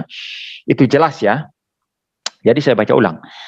Aku berdoa untuk mereka, bukan untuk dunia aku berdoa, bukan untuk dunia atau untuk semua orang. Ya, tetapi untuk mereka yang telah Engkau berikan kepadaku, sebab mereka adalah milik-Mu. Jadi orang-orang yang diberikan Bapa kepada Yesus, orang-orang pilihan yang dipilih sebelum dunia dijadikan, yang diberikan kepada Yesus, untuk mereka lah Tuhan Yesus berdoa. Ya, agar mereka menjadi satu. Sama seperti Bapa dan Yesus adalah satu, demikianlah orang-orang percaya menjadi satu, dan satu di dalam Kristus. Sudah paham ya logikanya? Jadi penebusan Kristus hanya untuk mereka, orang-orang pilihan, bukan untuk semua orang ya. Ya, I pray for them. I do not pray for the world, but for those whom you have given me, for they are yours. Jelas sekali. Allah Bapa berikan kepada Yesus orang-orang pilihan, dan Yesus berdoa untuk mereka. Dan tentu saja Yesus menebus mereka saja. Ya, tidak mungkin menebus yang tidak dia doakan. Ya, sudah paham ya? Ya, saya tidak berpanjang lebar untuk menghadirkan banyak teks Alkitab, sehingga begini, membaca teks-teks Alkitab ya, yang seolah-olah mengindikasikan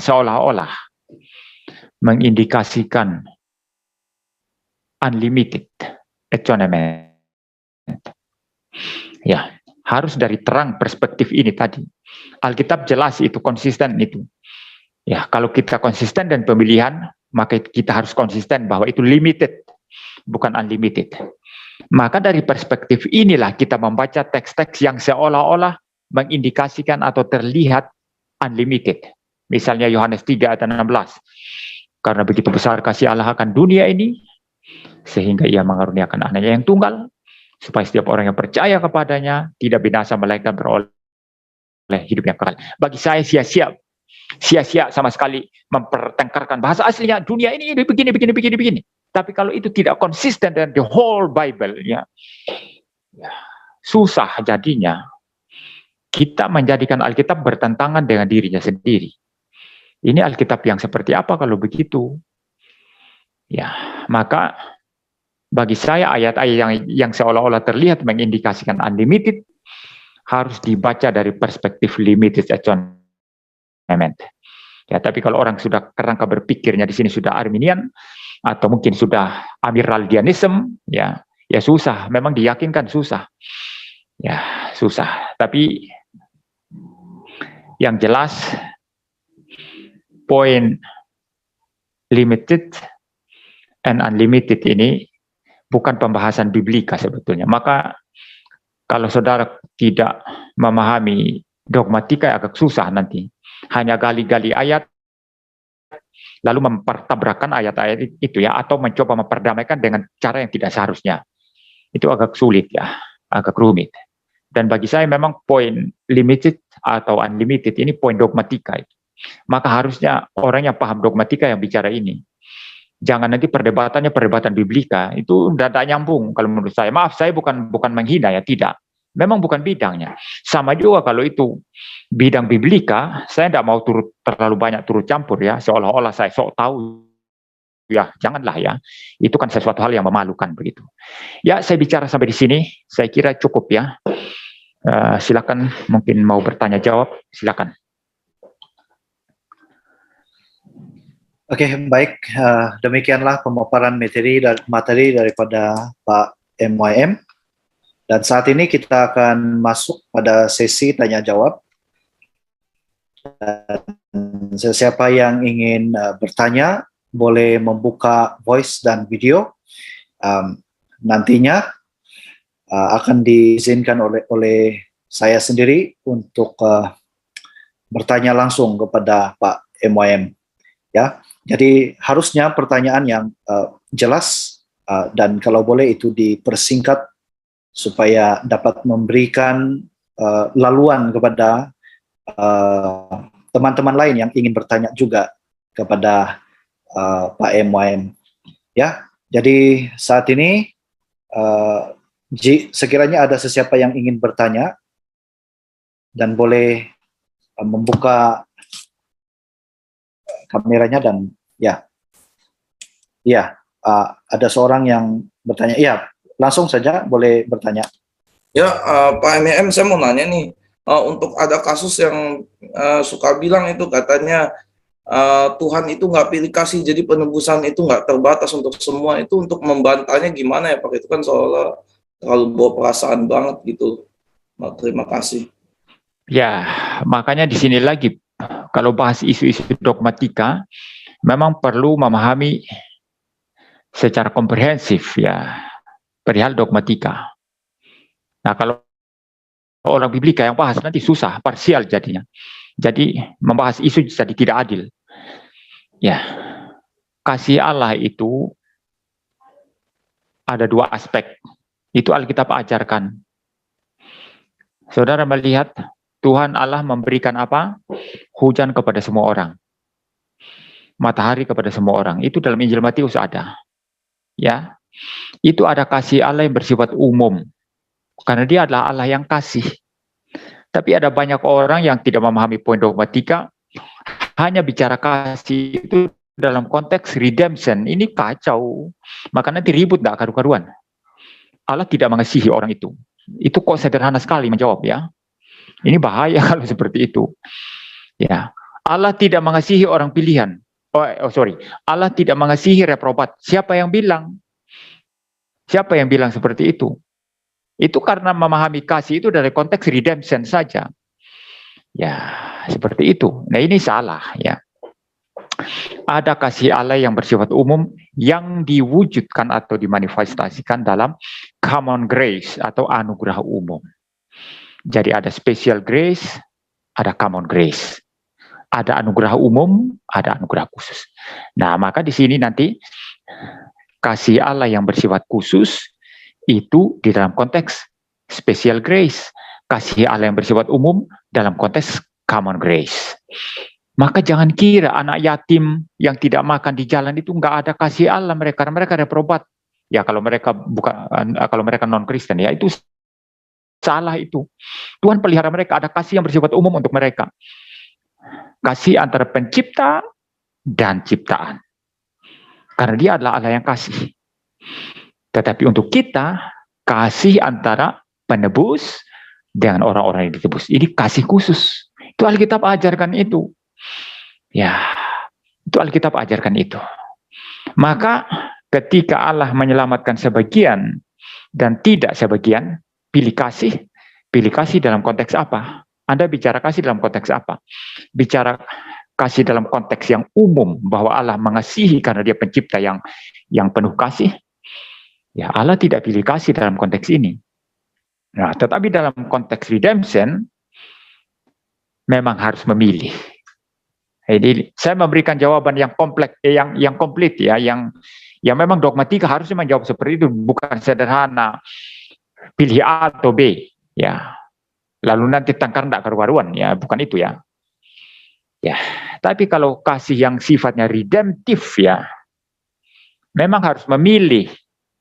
Dan contohnya itu waktu kamu menikah ya. Ini yang bertanya sudah menikah belum? Sudah menikah belum? Oh, nggak bisa menjawab ya. Belum, Pak. Oh, belum menikah ya.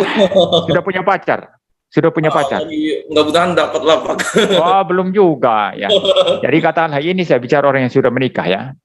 Nah, orang yang sudah menikah, pertanyaannya, kamu memilih, katakanlah misalnya istrinya Ani ya. Kamu memilih Ani dan bukan Sinta. Kamu pilih kasih dong. Kenapa harus menikah sama Ani kok? Ada Sinta kok. Kenapa tidak pilih Sinta atau yang lainnya? Nah, memang kalau kasih dalam pengertian kasih yang khusus, dalam relasi nanti pacaran sampai berumah tangga, ya sampai jadi suami istri, itu memang harus memilih. Itu namanya kasih yang khusus, kasih yang memang harus memilih. Jadi kita pun, ya di dalam ilustrasi kehidupan kita ini, kita punya kasih yang umum, punya kasih yang khusus. Kasih yang umum untuk semua orang. Bahkan Tuhan Yesus bilang apa? Musuh pun kasihi. Berdoalah bagi mereka yang menganiaya kamu. Ya, itu kasih yang umum. Semua orang dikasihi. Bukan hanya orang Kristen. Orang non-Kristen engkau harus kasihi. Dan ini bukan kasih yang pura-pura. Ya. Nah, dulu dalam debat saya dengan Stephen Liao itu, saya mau menjelaskan semua ini, tidak ada ruang. Memang susah ya. Kalau berhadapan dengan orang bebal ya susah. Maka saya hanya marah-marah ya. Ya susah. Jadi maaf ya, kalau di Indonesia ini sebetulnya malas saya debat ya. Tidak ini ya, tidak imbang gitu ya. Tidak mendengar asal bikin wacana atau bikin narasi begitu yang kacau ya, dan tidak memahami apa yang dikatakan orang lain. Nah, saya kembali lagi. Dalam konteks yang kehidupan manusia saja, kita ada kasih yang sifat umum yang Tuhan perintahkan, kasih semua orang. Ya. Dan terutama saudara seiman kata Tuhan ya. Ya, tapi semua orang. Tapi ada kasih yang beda sendiri yang khusus Misalnya ketika kamu mau menikah, hanya khusus untuk satu orang itu saja. Ini namanya kasih yang khusus. Nah, ini sebetulnya merupakan ilustrasi yang sangat jelas dalam Alkitab. Ingat baik-baik, hubungan antara Kristus dan gerejanya sama atau merupakan, disimbolkan atau dilambangkan oleh hubungan suami istri ya. Saudara baca Efesus. Ya, hubungan suami istri kata Paulus itu simbol hubungan Kristus dan gerejanya. Nah, kamu cari istri harus pakai kasih harus pakai kasih yang memilih. Demikian juga Tuhan. Untuk mempelai gereja, Tuhan pakai kasih yang memilih. Dia memilih sebagian orang di antara bermiliar-miliar orang untuk menjadi orang pilihan, menjadi gereja, dan menjadi mempelai. Dan ilustrasinya dalam kehidupan pernikahan kita sama. Jadi tidak adil kan Tuhan? Ya, orang yang bilang tidak adil, kamu. Waktu menikah dan istrimu. Bukan dengan wanita lain. Kamu adil apa enggak? Berani tidak mengatakan kamu tidak adil. Ya, karena memang itu kasih yang beda, yang punya aspek harus memilih. Ya, istilahnya itu discriminating love. Ya. Dia memang sifatnya diskriminatif. Ya, sifatnya diskriminatif seperti itu. Jadi kita begini, memahami segala hal itu harus dipilah-pilah. Kalau saya pakai istilah René Descartes itu, clearly and distinctly. Ya, kita harus bisa memilah-milah dan harus jelas. Tidak bisa mencampur adukan hal-hal yang berbeda. Di sini aspek logik ini yang kita mesti tegaskan di sini seperti itu. Jadi Allah bukan tidak adil. Dan ilustrasi yang biasa diberikan kan masalah pengemis ya. Ya, kita memberi kepada satu pengemis, yang lainnya tidak. Begitu. Apakah kita tidak adil? Loh, tidak adil bagaimana? Hak kita. Uang itu punya kita. Ya, kita tidak mempunyai keharusan apapun, obligasi apapun untuk harus memberi kepada semua pengemis ya. Demikian juga dengan kasih yang sifat memilih, yang sifatnya memilih. Ya, saya kira begitu ya. Ya. Oke, semoga penjelasan dari Pak MOM itu dapat menjelaskan pertanyaan dari Pak Matius tadi. Oke, penanya seterusnya adalah Eliazar. Ya, silakan.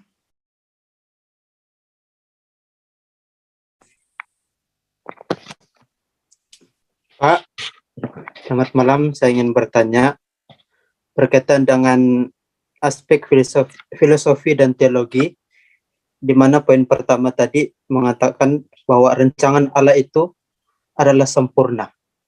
Jadi pertanyaan saya di sini adalah, apakah dosa itu juga masuk di dalam rancangan Allah? Itu Pak.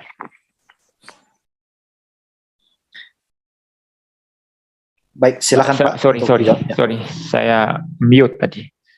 Jadi ini sebetulnya pertanyaan yang tidak relevan dengan topik kita ya, tapi baik saya jawab aja. Ya, iya jelas. Kalau ada sesuatu hal yang terjadi tapi di luar rancangan Allah itu bukan Allah yang berdaulat, bukan Allah yang sempurna. Dosa masuk ke dalam ciptaan itu adalah rancangan Allah, masuk dalam ketetapan Allah. Walaupun terjadinya dosa, bukan Allah penyebabnya. Ya, terjadinya dosa penyebabnya adalah makhluk yang bermoral, malaikat yang jatuh dan Adam, Hawa di Taman Eden yang mengakibatkan kita semua jatuh dalam dosa.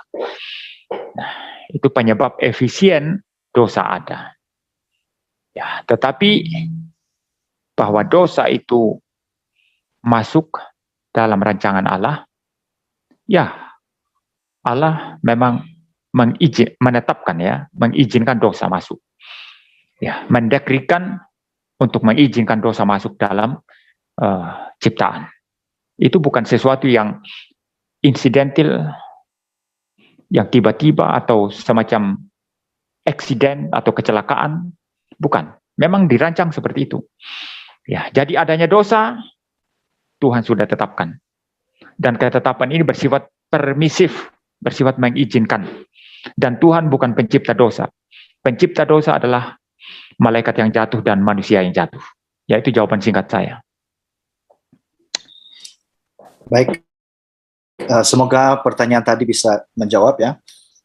Oke, seterusnya penanya adalah Pak Yefta ya, Pak Yeftayan. Silakan.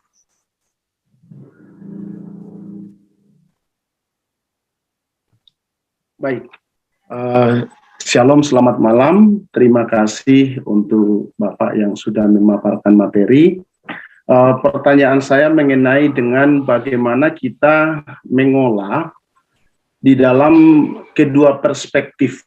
Tadi Bapak menyampaikan bahwa ketika kita melihat Alkitab, memang ada ayat-ayat seakan-akan itu berbicara unlimited, dan juga ada yang berbicara tentang limited. Nah, kalau kita di dua kubu itu tidak mungkin, karena nantinya akan dibenturkan dua hal tersebut dan itu akan memunculkan kekacauan. Nah, sehingga kita harus memilih salah satu posisi, misalkan contoh kita di limited. Namun di sisi lain, di dalam Alkitab juga kita melihat bahwa memang ada ayat-ayat Alkitab seperti Yohanes 3 ayat 16, misalkan 1 Yohanes 1 ayat 29, misalkan tentang penebusan dunia dosa segala dunia. Nah, itu kira-kira bagaimana kita untuk mengolah hal itu supaya misalkan kita berdiri di limited atonement, itu bisa betul-betul bisa mengupas dengan baik, begitu Bapak. Tadi sudah saya bahas dalam pembahasan. Jadi kalau Alkitab mengajarkan limited dan saya lihat konsistensinya memang limited, saya sudah memberikan pembelaan atas itu tadi ya. Saya banyak bicara tentang pemilihan dan konsistensi karya Allah, bahkan sejak dari predestinasi sampai konsumasi. Ya, maka memang Alkitab mengajarkan limited. Maka ayat-ayat yang seolah-olah terlihat unlimited dibaca dari perspektif limited. Maka Anda temukan karena begitu besar kasih Allah akan dunia ini sehingga ia mengaruniakan anak yang tunggal dan seterusnya. Saudara jadi bingung dengan dunia. Dunia apa ini? Dunia yang isinya orang-orang pilihan. Jelas itu apa? Itu konsisten dengan semua poin-poin yang saya sudah jelaskan tadi, mulai dari pemilihan sampai konsumasi itu. Apa maksudnya dunia di sana? Dunia yang isinya orang-orang pilihan. Itulah kepedulian Tuhan bagi mereka sehingga mereka ditebus. Tuhan tidak concern dengan orang-orang bukan pilihan. Ya, ada lagi mungkin saudara, Anda usah buka ayat satu-satu ya, karena fokus saya bukan itu hari ini. Saudara mendapatkan ayat untuk menebus dosa seluruh dunia. Ya, dosa seluruh dunia yang isinya orang pilihan. Ya, tidak bisa kita menafsir melampaui dari itu. Lalu mempertentangkan antara itu dengan ayat-ayat lain yang mengajarkan limited. Ya. Jadi kalau konsisten limited ya memang harus seperti itu. Atau sebaliknya kalau ternyata unlimited yang benar, ini seandainya ya, maka harus dibaca dari perspektif unlimited. Tidak bisa dua-duanya dicampur aduk. Tapi sebagaimana saya sudah membahas tadi, ya memang Alkitab sebetulnya mengajarkan limited, ya bukan unlimited. Maka ayat-ayat yang unlimited, bukan ayat unlimited ya. Saya tidak yakin ada ayat unlimited ya. Tapi seolah-olah nampak sebagai unlimited, mesti dibaca dari perspektif limited ya. Ya saya kira itu ya. Saya harap jelas jawaban saya ini. Baik, terima kasih. Seterusnya penanya berikutnya adalah Jefferson. Pak Jefferson, silakan. Oke, terima kasih atas kesempatan. Terima kasih juga Pak MEM tentang materinya. Saya mau bertanya sebenarnya karena saya itu sering diskusi dengan orang-orang Armenian. Nah, dia punya pertanyaan ini mungkin nggak puas didapatkan kepada saya. Saya mau tanyakan kepada Pak Muriwali tentang kan poin L ini ada berhubungan dekat dengan poin U. Nah, pertanyaannya, apakah pemilihan Yudas sama dengan poin L ini? Karena Yesus juga berdoa semalam-malaman. Oke, terima kasih. Pemilihan Yudas sebagai murid maksudnya. Ya. Ya, yang kita bicarakan ini sebetulnya adalah pemilihan dalam konteks itu predestinasi ya. Orang-orang yang mendapat keselamatan. Orang-orang yang mendapat manfaat. Orang-orang yang memang karya Kristus, karya penebusannya diperuntukkan bagi mereka. Ya. Kalau berbicara dalam konteks ini, maka pemilihan itu tidak berbicara pemilihan murid-murid di dunia atau pemilihan Yesus melakukan pelayanan di mana hari ini. Yesus berangkat ke Kapernaum atau ke tempat lain. Ya, mau ke Nazaret atau ke Yerusalem. Ya, tentu dalam kehidupannya sebagai manusia, ya, dalam natur manusianya Tuhan Yesus setiap hari dia memilih, dia melayani di mana, dia memilih mengunjungi tempat-tempat apa. Itu dalam karyanya sebagai manusia waktu ada dalam dunia. Dan saya kategorikan pemilihan Yudas ini sebagai murid, ya dalam konteks yang seperti ini. Ya, Yesus mau berkarya, mau mengajar, dia memilih di antara mereka. Dan yang dipilih itu salah satunya adalah reprobat. Tidak masalah itu. Karena pemilihan ini tidak berkaitan dengan keselamatan, dengan predestinasi. Hanya pemilihan jadi murid, kan? Ya, sama halnya Yesus memilih mau pergi kemana, sebagaimana saya katakan tadi. Ya, Yesus memilih berbincang-bincang dengan perempuan Samaria, ya, dan menyuruh murid-muridnya cari makanan. Itu sebagai manusia, ya Yesus mengadakan pemilihan-pemilihan. Sama seperti kita lah manusia. Setiap hari kita dihadapkan pada pilihan-pilihan dan kita harus memilih. Nah, Tuhan Yesus dalam konteks bekerja, mengajar, memberitakan Injil kerajaan Allah. Dia memilih murid-murid untuk khusus tujuan ini. Maka pemilihan Yudas itu bukan pemilihan untuk diselamatkan. Pemilihan dalam konteks predestinasi, bukan. Yesus tahu pasti. Doanya dalam Yohanes 17, bahwa Yudas itu, reprobat itu. Dia adalah orang yang harus binasa. Ya, Tuhan pilih untuk kepentingan praktis dalam pelayanannya seperti itu. Ya, dan memang ini kalau kita membandingkan dengan ajaran Yesus yang lain memang konsistensi sebetulnya. Cuma kita kadang-kadang nggak teliti kan melihat aspek-aspek pengajaran Alkitab ini kan. Jadi gini, jadi orang Kristen itu jangan suka lost in details ya. Tersesat dalam detail-detail yang tidak perlu. Coba melihat secara keseluruhan, kerangka keseluruhan, secara worldview keseluruhan. Membaca Alkitab seperti itu supaya kita langsung di bagian begini, di bagian lain begini. Kita lihat kaitannya begitu indah. Nah, bagian apa itu tadi? Ya, mengenai pemilihan murid-murid ini. 11 orang pilihan, satunya reprobat. Di bagian lain Yesus berkata, biarkan lalang-lalang itu tumbuh di antara gandum. Jangan dicabut. Ya, karena itu akan merusak gandum nanti kalau dicabut sekarang. Dan Yesus sendiri praktekkan itu. Di antara muridnya ada reprobat. Ya, saudara pernah tidak memikirkan kaitan-kaitan yang indah seperti ini? Bahwa Yesus itu kalau bicara itu selalu konsisten dalam segala sesuatu. Ya, jadi memang antara reprobat dan dielect itu dibiarkan hidup sama-sama. Dibiarkan bahkan pelayanan sama-sama. Tapi yang orang-orang ini reprobat. Tapi mereka mungkin bisa jadi pendeta, bisa khotbah, bahkan bisa jadi majelis, sering datang ke gereja. Ya, tapi mereka itu adalah apa? Reprobat. Jadi tidak ada hubungannya dengan predestinasi itu. Itu pemilihan menjadi murid Yesus selama pelayanan di dunia ini. Ya, saya kira itu ya. Mudah-mudahan ini jelas.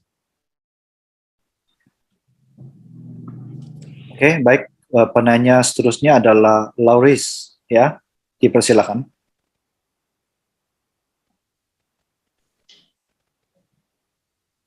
Malam PMIM. Ya, Pak, saya ingin bertanya tentang poin L kaitannya dengan penginjilan ya Pak ya. Tentang penginjilan dari perspektif saya yang misalnya penganut poin L gitu Pak. Berarti kita tidak bisa dong Pak bilang bahwa misalnya, hai kamu harus percaya Yesus karena dia sudah mati untuk dosamu. Karena kan kita nggak tahu Pak, dia orang pilihan apa bukan gitu. Jadi kata-katanya untuk penginjilan seperti apa yang tepat Pak, kira-kira? loh, justru terbalik Pak. Sebentar ya, mikrofon Hidup. saya hidup ya. Oh ya, justru terbalik. Justru karena kita tidak tahu siapa orang pilihan, siapa yang reprobat, maka kata-kata itu penting. Oh jadi Nggak masalah jadi itu. nggak apa-apa Pak kalau kita bilang Yesus Oh, mati nggak untuk masalah. dosamu. Oke. Ini tidak masalah kan? Kita kan tidak tahu dia reprobat apa enggak. Kalau kita tahu, kan kita milih-milih. Oh ini enggak, saya tidak akan ngomong gitu. Yang ini, oh ini yang benar ini. Saya harus katakan kepada dia, Yesus sudah mati untuk dosa-dosamu. Justru karena kita tidak tahu dengan siapa kita berhadapan, kita gunakan kata-kata itu. Kalau ternyata dia orang pilihan, maka kena kata-kata kita. Kalau bukan, ya tidak apa-apa. Oke. Kenapa Makasih, terlalu Pak Emil. takut? Nah, banyak orang Kristen terlalu sibuk dan hal-hal tidak penting seperti ini. Ya, saya kalau KKR ya penginjilan ya seperti itu. Jikalau engkau percaya, ya Yesus menghapus dosa-dosamu. Atau bisa juga kalimat-kalimat yang lebih terlihat sebetulnya seperti kayak unlimited ya begitu ya. Tahukah kamu? Ini semua orang yang hadir bahwa Yesus sudah menebus dosa-dosamu. Tidak masalah itu, dan penginjilan itu sesuatu yang wajar. Itu para rasul juga begitu kalau khotbah kok. Petrus coba waktu Petrus khotbah.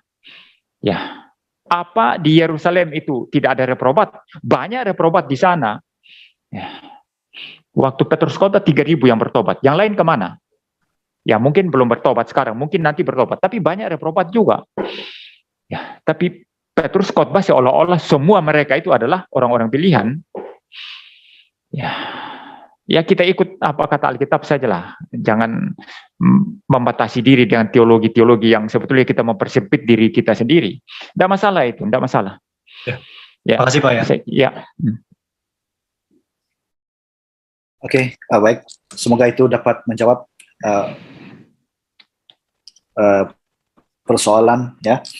Oke, baik. Penanya seterusnya adalah Saudara Ibin Bulo ya. Silakan. Kalau saya mau bertanya, saya kan seorang penginjil.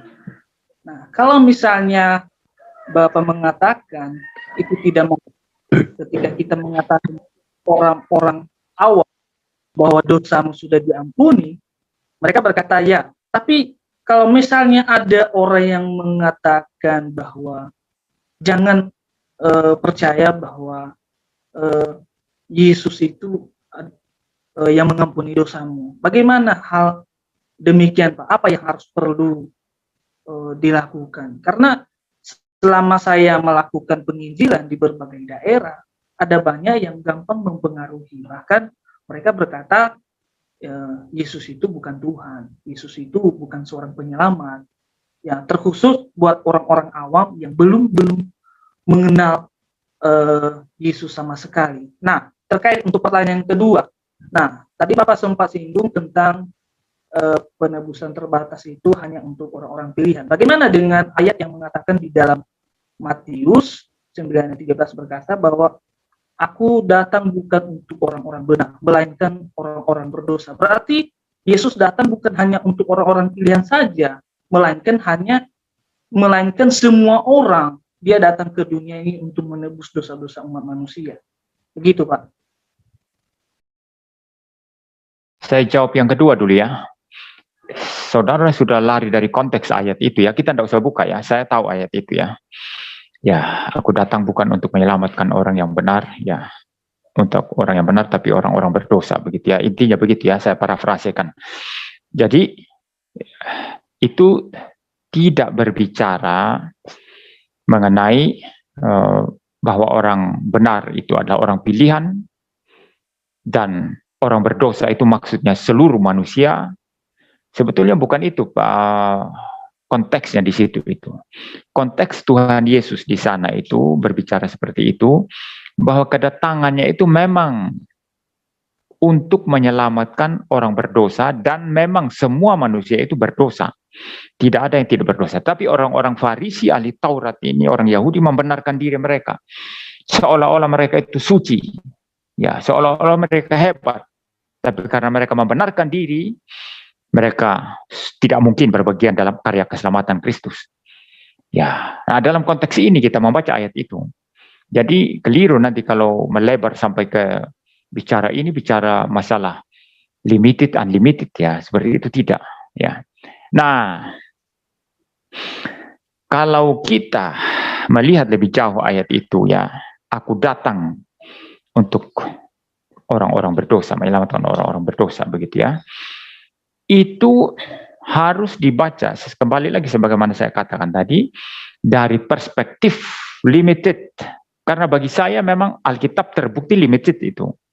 Saya sudah menjelaskan tadi ya, kalau kita memperpanjang sampai berseri-seri, berkelas-kelas, kita teliti perjanjian lama, perjanjian baru, bahas aspek logis, filosofisnya, aspek dogmatikanya, segala macam, bahkan hadirkan ahli biblika untuk membeberkan seluruh fakta-fakta biblika, itu butuh kelas berseri-seri itu kan. Ya, tapi memang Alkitab itu mengajarkan limited atonement. Ya, seperti itu. Jadi, maka membaca ayat-ayat yang seolah-olah, misalnya tadi kalau Anda pun paksa bahwa Yesus datang untuk orang berdosa, itu maksudnya seluruh orang yang memang berdosa, karena semua orang berdosa. Ada paksa ke sana konteksnya, padahal saya katakan tadi bukan itu ya. Tetap saja itu harus dibaca dari perspektif limited. Orang berdosa yang mana? Orang berdosa yang merupakan orang-orang pilihan. Tidak mungkin keluar dari sana. Karena Yesus bukan datang untuk menebus orang-orang non-pilihan atau reprobat. Dia hanya datang untuk menebus orang-orang berdosa. Ya, seperti itu. Jadi, tidak bisa saya kira dipaksakan keluar dari limited. Ya, itu yang pertama ya. Tapi Anda pakai ayat itu jelas konteksnya tidak pas itu ya. Itu jelas ya. Lalu, yang kedua, masalah penginjilan. Sebetulnya yang mempertobatkan orang Roh Kudus. Itu pertama. Jadi Anda paksa orang pun menginjili dia berkali-kali pun. Kalau Roh Kudus tidak bekerja, tidak mungkin orang itu percaya. Nah, maka kita harus berhikmat ketika memberitakan Injil. Kalau 1-2 kali dia diberitakan Injil, dia menolak dengan sangat tegas, maka kita tidak bisa apa-apa kecuali hanya berdoa. Siapa tahu dia orang pilihan. Mungkin lain kali ketika Roh Kudus sudah bekerja, dia bisa percaya. Seperti itu. Jadi tetap saja dalam penginjilan kita berkata, jika engkau percaya kepada Tuhan Yesus, dosa-dosamu sudah dihapus. Dosa-dosamu sudah dibereskan. Ya, di atas kayu salib. Seperti itu. Ya, atau bahkan memulai pembicaraan, ya, Tuhan Yesus datang untuk membereskan dosa-dosa manusia. Tanpa Anda harus bicara limited dan unlimited. Di sana tidak relevan juga kan. Ya, bicara dosa-dosa manusia. Ya. Dan dosa-dosamu. Maukah engkau percaya? Ya kalau dia tidak mau percaya, sampai pada akhirnya nanti, ya memang dia reprobat. Kata-kata kita pun tidak sia-sia. Memang penginjilan seperti itu. Ya, jadi yang penting pakai hikmat saja. Kalau dia sudah menolak 1-2 kali, lalu kita terus-menerus berdoakan menginjilinya sampai berkali-kali, itu pekerjaan sia-sia. Mending pergi ke orang lain yang memang responsnya untuk Injil itu lebih bagus. Ya, seperti itu. Ada orang yang pernah berkata begini dulu. Ya, saya terus mendoakan dan menginjili dia. Tiap kali saya ke rumahnya, saya injili. Siapa tahu dia bisa geser perlahan-lahan ketika saya menginjil. Perlahan-lahan, lama-lama nanti dia jadi Kristen. Itu bukan versi penginjilan Alkitab itu. Ya, penginjilan kita itu yang mempertobatkan orang itu Roh Kudus. Kita hanya memberitakan Injil. Maka 1-2 kali memberitakan Injil dengan sangat jelas, dan dia ngotot menolak, cari orang lain. Jangan ngotot terus sampai puluhan kali sama dia. Doakan saja, siapa tahu lain waktu, atau mungkin orang lain nanti yang panen dia, kita tidak tahu. Ya, kalau memang dia orang pilihan Tuhan. Ya, saya kira itu saja. Baik, pertanyaan di kolom chat ini seperti ini, Pak. unlimited dan limited pasti salah satunya yang benar, dan tidak mungkin kedua-duanya benar, begitu. Karena materinya malam ini berbicara tentang limited, artinya itu yang benar, dan pasti unlimited salah. Nah, bagaimana menurut Pak MYM mengenai ajaran unlimited? Apakah ini pengajarannya salah atau bisa dikategorikan sesat? Mengapa saya mengatakan demikian? Karena ajaran ini sudah ada sejak dahulu hingga sampai saat ini. Persilakan Pak untuk menjawabnya.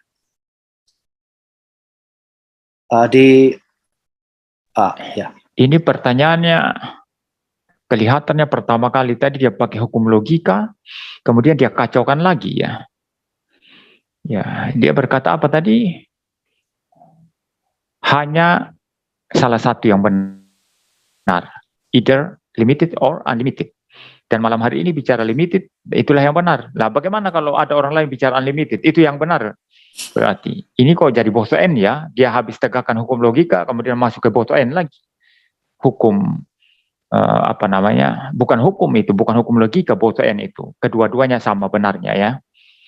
Ya, jadi saya bingung dengan pertanyaan orang ini. Tapi dalam pemaparan saya tadi, saya sudah sangat clear posisi saya. Alkitab itu mengajarkan limited. Maka seluruh ayat-ayat yang seolah-olah terlihat unlimited, mesti dibaca dalam perspektif limited. Ya, tidak bisa dicampur adukan, oh di bagian ini limited, di bagian ini unlimited, lalu dianggap sama-sama benar, tidak bisa. Atau sengaja dipertentangkan, maka Alkitab bertentangan dengan dirinya sendiri. Ya, jadi saya sangat-sangat clear ya malam hari ini posisi saya jelas sekali. Ya, maka dengan demikian sebetulnya kan langsung bisa membuat kesimpulan sendiri. Unlimited itu salah itu. Ya. Tetapi saya tidak kategorikan sebagai bidat, bukan bidat itu. Salah iya salah. Ya, dia salah pasti itu. Tidak mungkin kalau limited benar, pasti unlimited itu salah.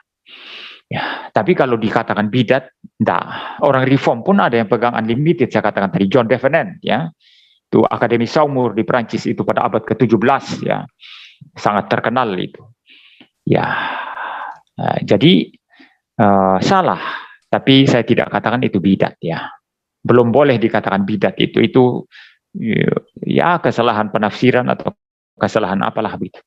Ya. Oke, baik. Oke. Kita sudah selesai dalam acara public lecture pada malam ini. Terima kasih semua para audiens yang sudah bersama-sama dalam acara ini, juga Pak MYM yang sudah meluangkan waktunya dan memberikan kita ilmu atau sesuatu firman firman Tuhan yang begitu sangat baik untuk kita, menambahkan lagi wawasan kita dalam berteologi dan khususnya di dalam melihat penebusan Kristus hanya kepada orang-orang pilihan. Ya, demikian. Oke, baik. Mungkin saya boleh berikan sekali lagi serahkan kepada Pak MYM untuk memberikan sedikit mungkin closing statement sebelum kita menutup dalam doa. Ya, baik. Poin kita malam hari ini bukan poin yang bisa menjadikan seseorang bidat atau tidak bidat ya. Masalah limited dan unlimited itu poin yang masih dalam batas-batas yang istilahnya wajar ya untuk diperdebatkan di dalam kekristenan dan tidak menjadikan orang itu bidat atau tidak. Bahkan Arminianisme secara keseluruhan ya yang melawan poin-poin Calvinisme ya, misalnya tulip ya, itu pun zaman dulu memang itu dianggap bidat itu. Maka waktu sidang sinode di Dordrecht itu, ketika sudah diputuskan bahwa Arminianisme itu sesat, seluruhnya itu dikeluarkan dari sidang. Bahkan ada yang mengatakan diusir keluar dari sidang. Dan pendeta Gomarus itu sangat keras sekali terhadap mereka. Ya, dianggap sebagai bidat ya. Tapi dalam perkembangan kemudian kita melihat ternyata juga Tuhan bekerja melalui orang-orang yang beraliran semacam ini, misalnya John Wesley. Ya, John Wesley itu adalah seorang Arminian ya. Istilah Wesleyan sama Arminian itu kan setara itu. Tapi dia digunakan oleh Tuhan dengan cara yang sangat luar biasa dalam penginjilan. Ya, maka kita tidak bisa mengatakan juga bahkan Arminianisme itu sebagai bidat ya. Tetapi itu memang error di dalam teologi. Ya, salah di dalam berteologi. Tetapi seorang Arminianisme, ya ini ada pengecualian kalau saya. Seorang Arminianisme yang memang menekankan pada tanggung jawab manusia secara berlebihan dan mereduksi anugerah Allah, ya bagi saya itu memang sudah levelnya itu seperti bidat itu. Ya, tapi John Wesley pun di dalam debatnya dengan seorang reform yang namanya Charles Simeon, kalau saya tidak salah, ketika dia dipepet dalam debat itu oleh Charles Simeon, ya, dia akhirnya mengakui kemutlakan anugerah Tuhan Allah. Seperti itu Arminian dia, Wesleyan. Ya, tetapi kalau kita lihat sekarang, misalnya orang ngaku Arminian dan sangat-sangat menekankan tanggung jawab manusia seolah-olah itu adalah penentu satu-satunya dan mereduksi itu signifikansi daripada anugerah Allah, ya memang itu sudah ada kebidatan di dalamnya itu. Jadi kita memang harus bisa memilah-milah dan membeda-bedakan ya. Ya, tapi kalau Arminianisme secara umum saya tidak katakan itu bidat kalau saya ya, tapi error di dalam teologi. Ya mungkin itu closing statement ya yang saya belum bahas tadi di awal.